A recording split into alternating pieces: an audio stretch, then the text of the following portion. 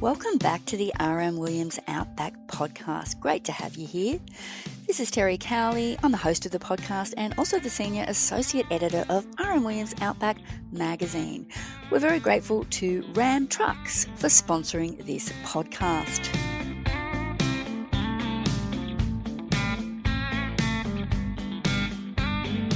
Conventional farming is not in Nan Bray's lexicon. Instead, the Tasmanian scientist turned sheep farmer uses a range of sustainable and ethical practices that led to her wool being snapped up by a high-end New York fashion label. Nan Bray joins us now. Hello, Nan. Hello, Terry. Tell me about Lemon Hill, your 444-hectare farm near Oatlands in Tasmania's Midlands. So that is its formal name on the maps. Lemon, as it turns out, was a bushranger who didn't have a very good reputation. And so I've never quite liked the name. And a few years ago, I changed the enterprise name to White Gum Wool, which is what I operate under now.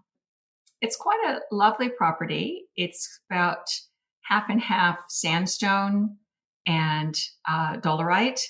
Sort of more volcanic, shallower but very fertile soils, and has a fair bit of native diversity in patches, although most of the farm has been sowed down over generations to introduce pastures. Now, some time ago, Nan, you resolved never to hand feed your sheep again. You sold all your feed out equipment and opted to reduce stock numbers. Why did you do this? So there's a short answer and then there's a long answer. I'll start with the short answer. The short answer is that I had come to realize that my animals need a lot of diversity in their diets to be as healthy as they can possibly be. And you just can't get that when you're hand feeding. So that just needed to go out the window. And that meant that I needed to maintain a far fewer number of sheep and mouths altogether eating on the property than I had in the past, so that there was plenty of growth and plenty of diversity in the landscape for the animals to forage on. The animals are naturally going to eat the diversity first. So if you don't have abundance in your system, you'll lose the biodiversity. And then when you lose the biodiversity, you lose a whole bunch of benefits that come with that. And the long answer? So the long answer is between 2006 and 2009, we had a driest, lowest rainfall on record 3 years here in Tasmania. And I think it had a pretty severe impact on almost all of us. And I think we might be going into a similar cycle right now. We've had a very, very dry year this year, and it doesn't look like it's going to get much better anytime soon. Partway through that, I was hand feeding, so feeding the paddock, and then taking the advice of some groups from South Australia, I set up what's called a drought lot, which is kind of like a temporary feed lot. So I was feeding the sheep their full ration. I had some lucerne hay and grain. And I ended up having to feed them in the drought lot for 8 months, which was very expensive, very labor intensive for me, not so much for the sheep, because all they did was sort of stand around. But what I realized coming out of that was that although they were fat, they had condition, they weren't healthy. And what I noticed particularly was the lambing season that I had shortly after they came out of the drought lot.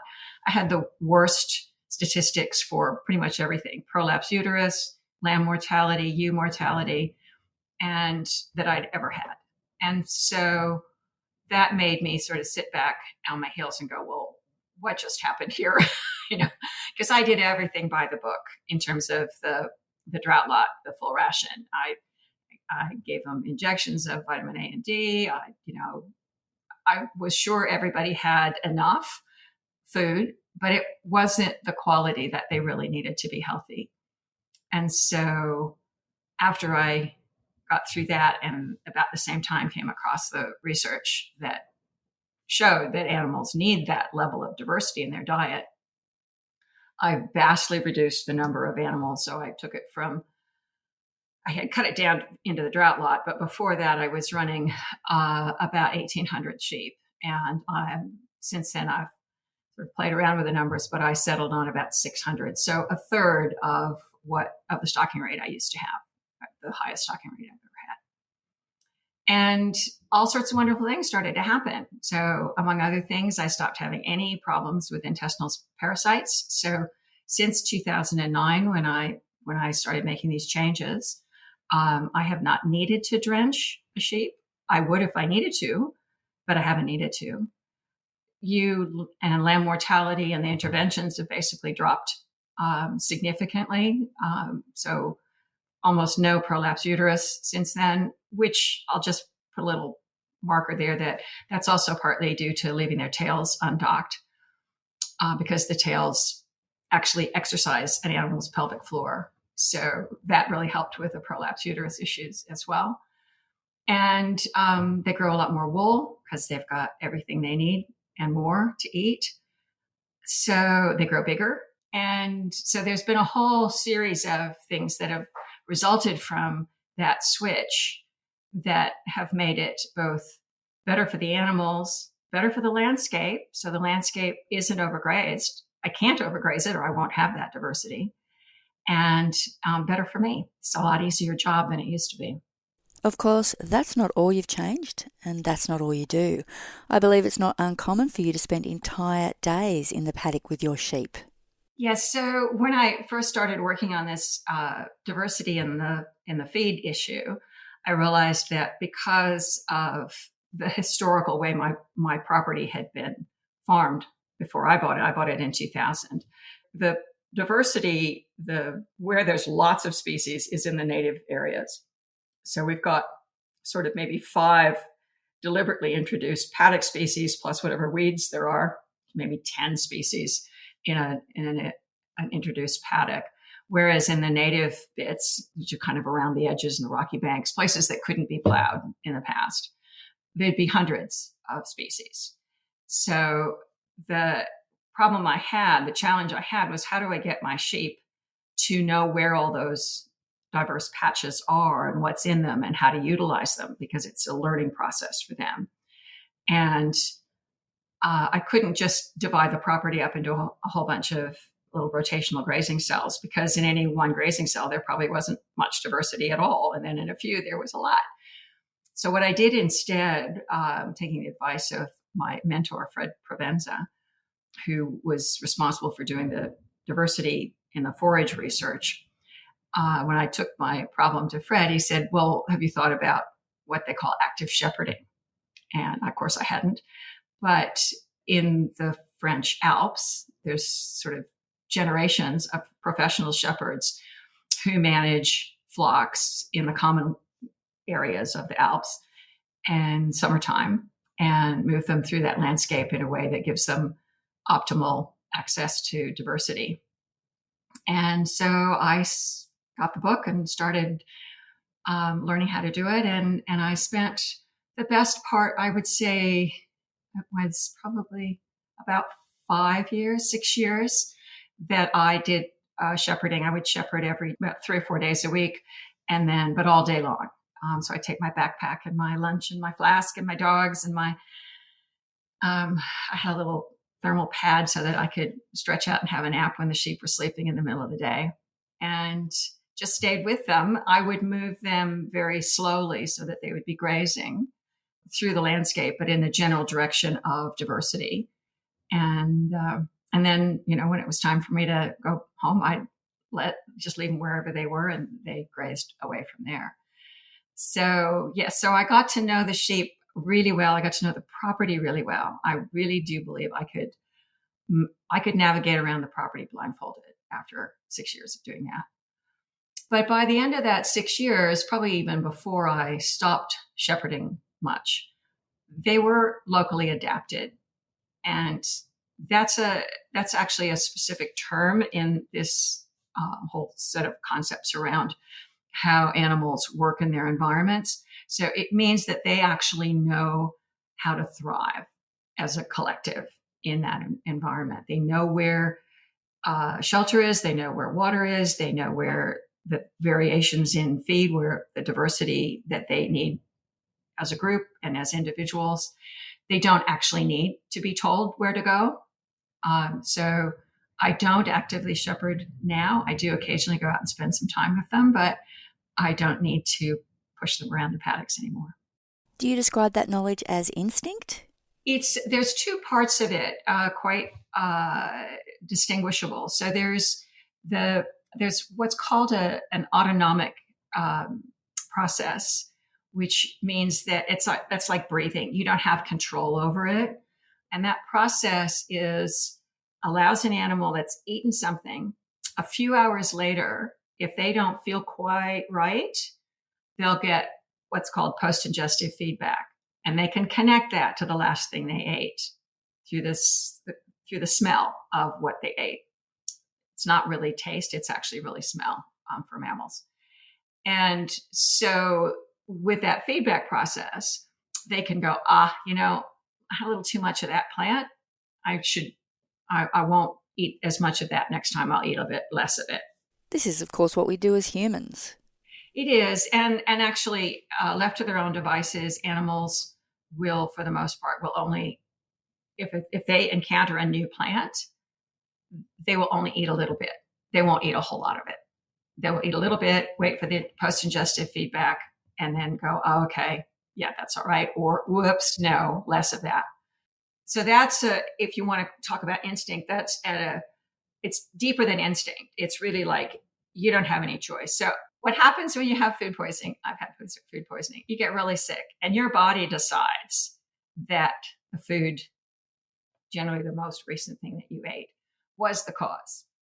It might or might not have been, but your body will then become absolutely averse to that food, and you can't overcome that with your brain. You can't say, oh, no, it's okay, body, we'll eat oysters. The body's going, no, we are never eating oysters again. So that's kind of the extreme version of post-ingestive feedback. So that's the instinctive part, if you like. The learned part, which is every bit as important, is where are the plants in the system? What are the plants? How do they change? Because the things that are happening in that plant, those secondary compounds, they're things like tannins and alkaloids and terpenoids. They change their concentration in the plant depending on the season, the time of day, the time of year, how much moisture there is in the soil, etc. So a plant they eat one day, 2 months later, may have slightly different or even very different characteristics. So there's a real learning process. Where are they? What do the different plants do for me as an individual animal? Because not all animals are the same. And that process begins with mothers teaching their babies. So the primary learning process is mother to progeny. And then they also learn from their peers and from other sheep in the flock. So that learning process is really, really, really important. I was going to say you obviously disrupt all these processes if you keep them in one paddock and feed them one type of food. Well, that's right. And of course, what we normally do in conventional farming, wool growing, sheep raising, is we keep animals in year classes. And we do that for our own convenience, not because it's the best thing for the animals. So we would normally wean babies at 4 months, say, and then put them into a paddock, in which case they're wandering around like 2-year-olds in a grocery store without a clue as to how to eat. So one of the very first things I had to do after I reduced the number of animals, I stopped weaning and allowed the babies to stay with their mothers forever, basically. They don't get weaned and they don't get separated except when I pulled the mothers off for joining. But then even when the mamas were lambing, their previous year babies were still part of that flock. Now I run all of my sheep except for the rams in one big flock year round. And I have sheep as young as 18 months now and as old as 15 in that flock. What you're doing obviously works because most years you're delivering about 2,000 kilograms of 17 micron superfine wool. It absolutely does work from a production standpoint, from an animal welfare standpoint, animal health standpoint. It's just, it's kind of like, why wouldn't everybody do this? Because it's so much easier and it's it leaves you with a beautiful farm that is a place you want to be in, not a dust bowl, as happens in the kind of years that we're having now in Tassie. And it's just, the sheep grow great wool. It's got good tensile strength. There's nothing not to like except for the fact that you don't make enough money, because it was already a bit tricky making money when you were running 3 times this many sheep. So if you're running 30% of what you used to run, it's going to be really, really tough to make ends meet. How have your practices been received by the local community? Honestly, I think the people of my area, my farmers and the townsfolk, we get along fine. There's no enmity or anything. But I would say that for the most part, I'm, mad as a cut snake. But I think the fact that you don't kill your sheep, or I don't know if that's the correct terminology, what terminology do you use? You don't send them away? Well, it's kind of tricky because no slaughter is all a negative sounding thing to me. So I tend to say that my sheep get to live out their natural lifetimes on the farm. That doesn't mean that I don't euthanize. I do when it's necessary. It's not always, it's like with any animals, you have to kind of gauge the situation and let them. Often they will let you know when they're ready to go. Some I have to euthanize because they get skin cancers that are not operable. So those sheep will be euthanized. So it's not like nobody gets killed, but nobody gets put on a transport truck. All my sheep are euthanized on the property, and mostly they're buried here as well. Now, I'm sure our listeners have noticed by now that you have a slight accent, obviously not from Australia.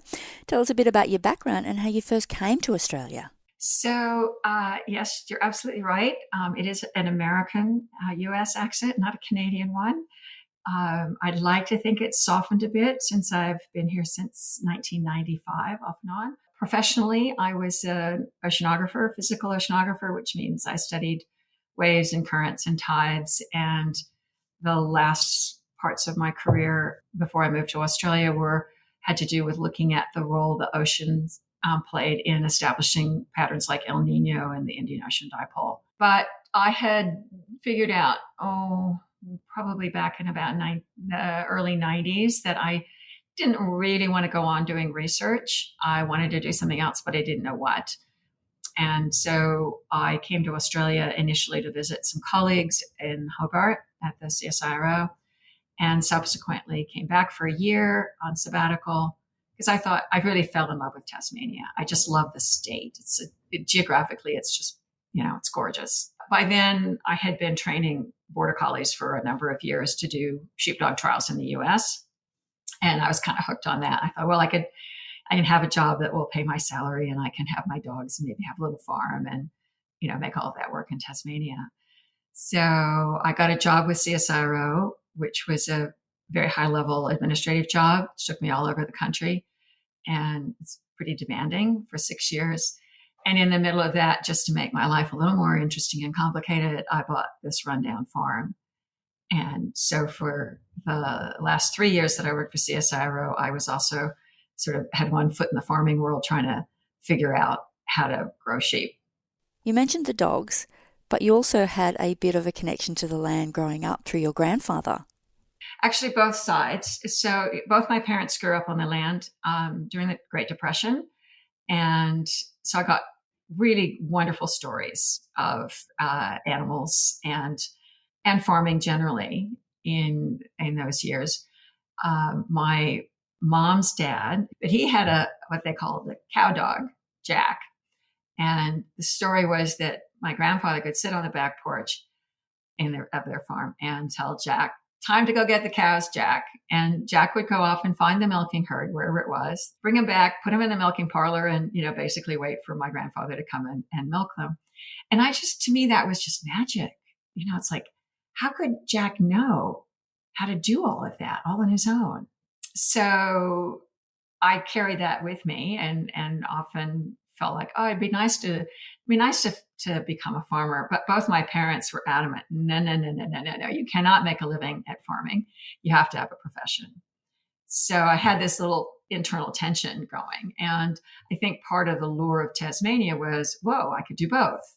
I can do a little bit of farming, but I'll still have a salary. So, I won't go broke. And yeah, so that's where the dog stuff came from. And I also rode cow ponies. We go to my dad's, on my dad's side, it was a homestead ranch that my uncle ran. And so we'd go up there at Christmas and summertime. And so I used to get to ride when they were rounding up cows, and didn't have any sheep, only cattle on that property. It's just amazing. I mean, they know so much and I knew almost nothing. So my job was really just to try to stay stuck in the saddle and not fall out. Happy memories. Yeah, actually really very happy memories. So we've talked a little bit about the financial challenges that come about with some of your practices, such as not sending the sheep to slaughter, having less sheep. You found a solution to that problem in part by value adding your wool and selling it under the label that you mentioned, white gum wool. Yes. So I had thought for some years before starting the yarn business that I would like to do something to move up the supply chain in some way. And that partly came from an experience I had fairly early on when I had gone to a wool sale when they were still having them here in Tassie in Launceston. And a broker bought one of my lines of wool for quite a lot more than the reserve. And I happened to be sitting next to the guy at lunch, and I said, "Would you mind to tell me why you were willing to pay that much more for my line of wool?" And he said, "Oh yeah, sure." He said, "I had room in my container." And my jaw dropped. I just went, "What? No, I'm turning myself into a pretzel trying to grow wool exactly the way you want it. This long, this characteristic, this strong, no whatevers. And you're telling me that I got a premium just because you had space left in your container." I found that very annoying. And so I held that, kind of somewhere in the back of my brain. And then when I realized that to farm the way I wanted to farm, I was going to have to do something that allowed me to capture some of the margin of that supply chain. I came back to thinking, okay, well, what should I do? I actually was lucky enough to get an all expenses paid trip to Italy with a wool company, Schneider, who brought a group of Australian and New Zealand wool growers over to Italy to explore some ideas about different ways to market superfine, merino wool more generally. And so I got to see what was involved in the processing, the scouring and then the combing and the spinning and the dyeing and everything in terms of the way the Italians process wool. So that was great in the sense that it was like a really good education, but it's really daunting because I think before that I was thinking, oh, well, maybe I should set up a little scouring plant and a little mill, and da-da-da-da. It's like, no way. This is big business, intensive infrastructure investment. There was no way I was going to do that. So that made me then sort of go back and try and get a little more realistic about what I might do. And I settled on, somewhat serendipitously, but turned out to work really well for me, on the idea of having my fiber processed into hand knitting yarn and selling that to knitters. And so that's what I ended up doing. And I tried to get it all done in Australia and I couldn't. This was 2011 that I started that process. And we had a few processors left in Australia at that point, but they were going down like 10 pins at that point, or 9 pins, whatever this expression is here. So I just couldn't find anyone who was willing to spin my superfine 17 micron stuff into knitting yarn here. So I went to New Zealand and I found a great mill, Design Spun, and I'm still using them. They're still my supplier for yarn. Another Tomorrow, the sustainable fashion label.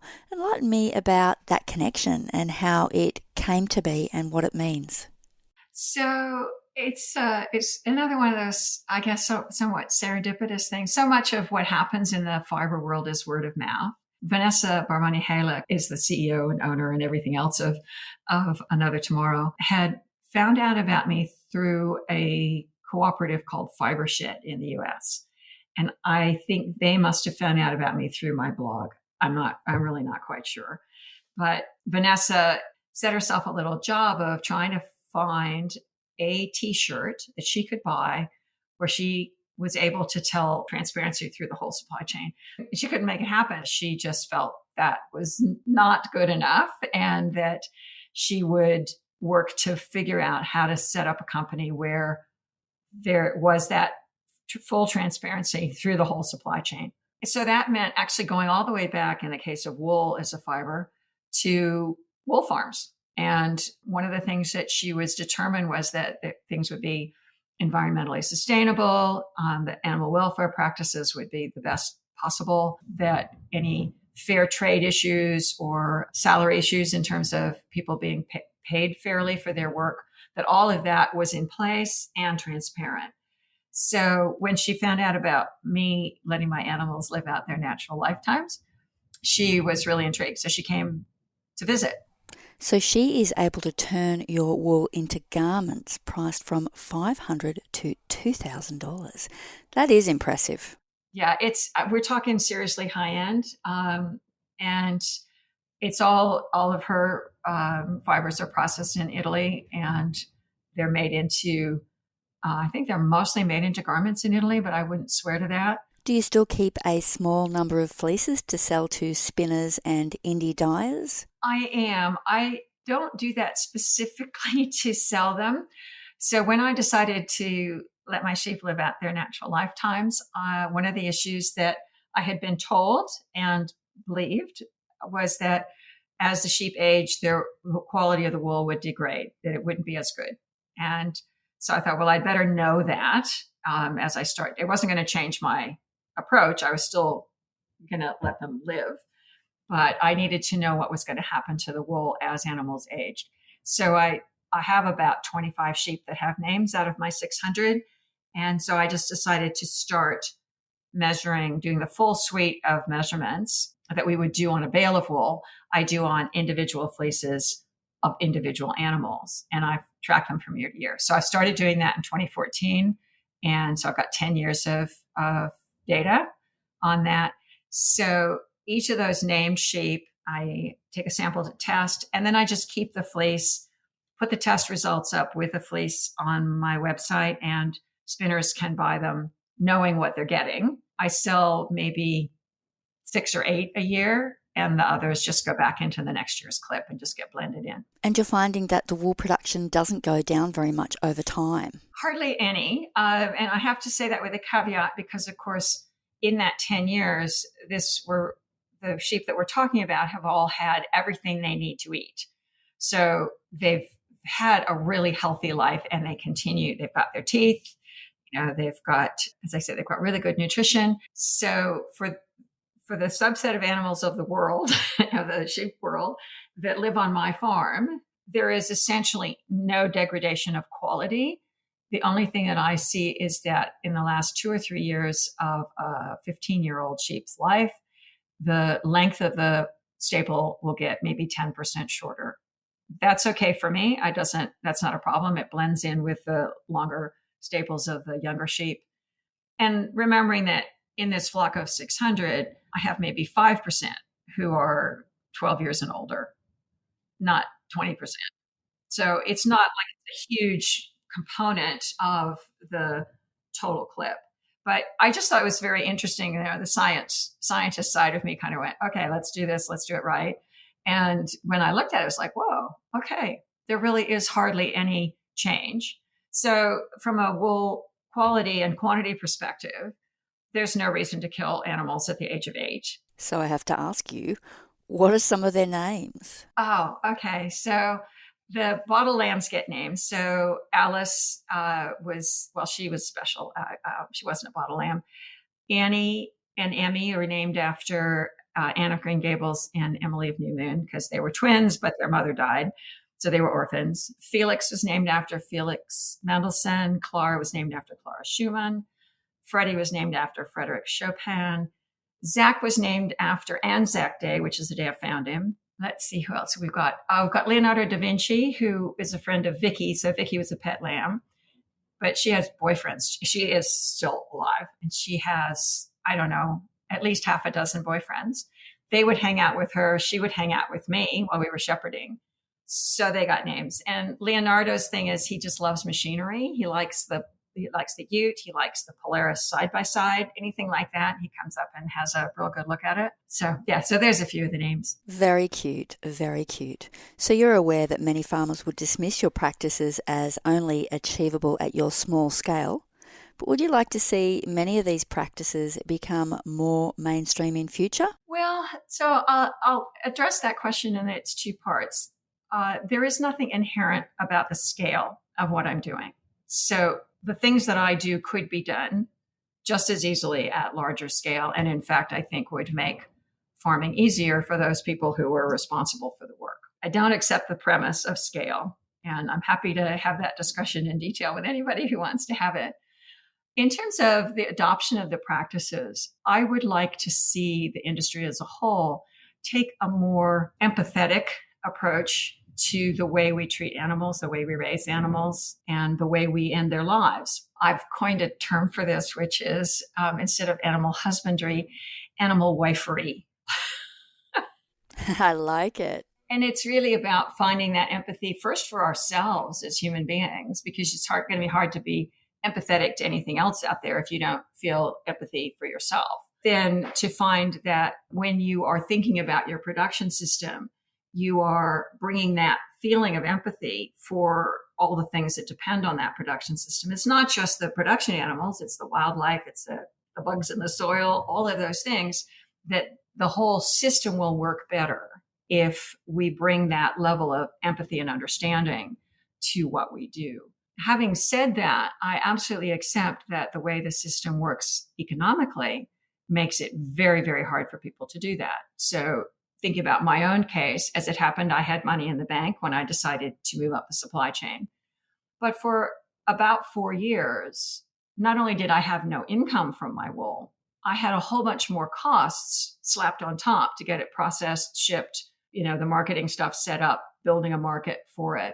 So without some form of systemic support for people who might want to go down this track, but no bank would have lent me that money, Terry. Not at talk about scale. At the scale I was working, no bank would have touched that in terms of a loan.